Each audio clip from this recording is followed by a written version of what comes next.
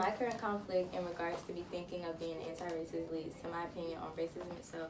It makes me wonder if people know the actual meaning of anti-racist rather than them just saying they're not racist. I had to look at the bigger picture on being anti-racist, which affect the way I thought about whether or not to keep the Confederate monuments. In my opinion, I think the Confederate monuments show white supremacy and they have no use of being in public places. They should be placed in a museum where people can learn about the true history behind them, because them being out in public is just a reminder to African Americans that whites are still in charge in this city.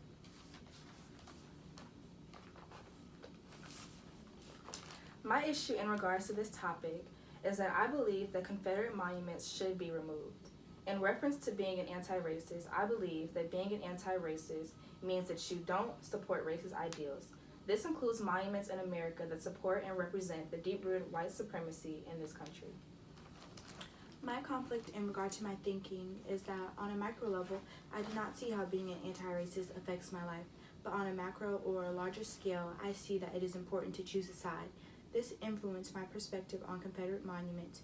I felt that the most anti-racist approach would be to remove Confederate monuments from public places and, in conjunction, erect more inclusive statues/symbols that everyone can be proud to see. I have a problem with this topic because when you think about what Confederacy is, you first think of racism. It shouldn't be any it shouldn't be monuments that represent any racism anywhere.